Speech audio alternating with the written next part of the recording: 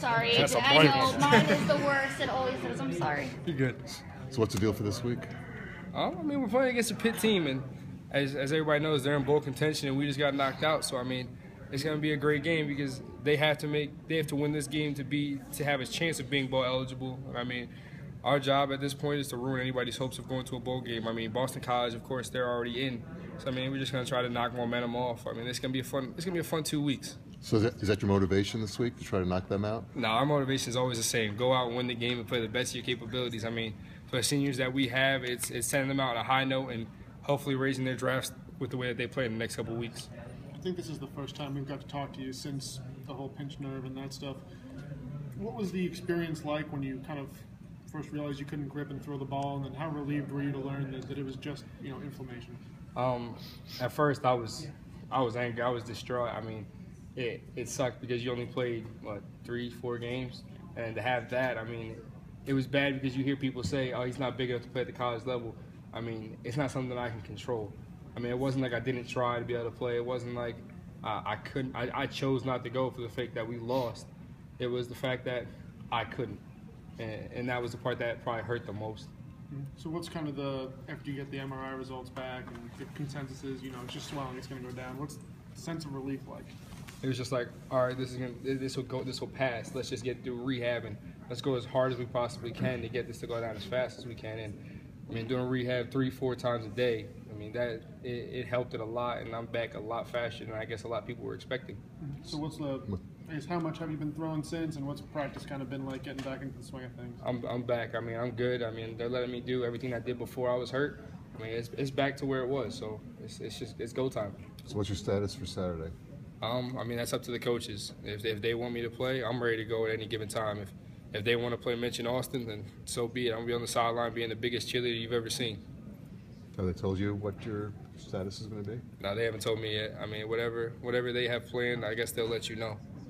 Is there any time you talked to Terrell at all, just going through, another quarterback injury? Has he said anything to you? Not really. It's just more so he's not saying it, it's just by his actions. I mean, he goes about his day. He goes about his deal. He's trying to get better the best that he can, the fast that he can. So I mean, you just go and you watch that. You don't really have to talk about it because you both understand where you're at. How has your relationship changed with him over the past few weeks? It hasn't.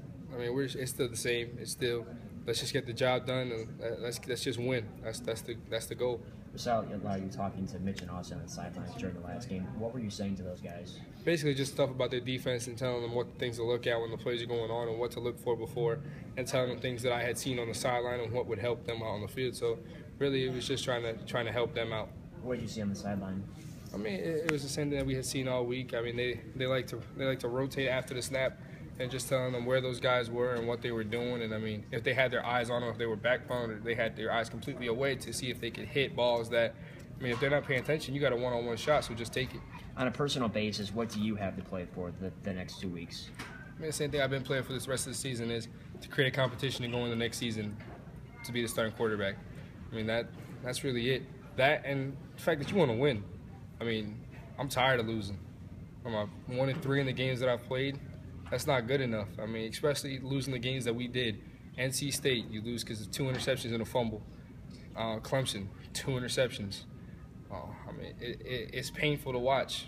So and it's painful to go through. So I mean, it's the fact that I want to get wins under my belt. This is the first time in my career that I have not consistently won, and it's killing me. So given those stats that you mentioned, how much competition do you think you've created for the spring? At this point, I don't think I've created any because of the fact that my touchdown to turnover ratio is not good. I have 5 touchdowns, 7 interceptions, or 7 turnovers. Period. I mean that's not good. That's not something you want out of a starting quarterback. So at this point, I want to say that there really is a quarterback contest. So you think this is Terrell's team once he gets healthy still? I mean, at this point, none of us. I haven't played consistently enough to be the starting quarterback, and I mean, it's his job to lose. So is this where the last 2 weeks of the season where you try to change that so you can have a competition? I mean, this 2 weeks is probably, I would say, where it has to start. I mean, it's not going to finish. It's not going to end here because I mean, clearly you have to go into the spring, and I mean, it's going to take time to be able to take a spot from somebody that's held it for 2 years.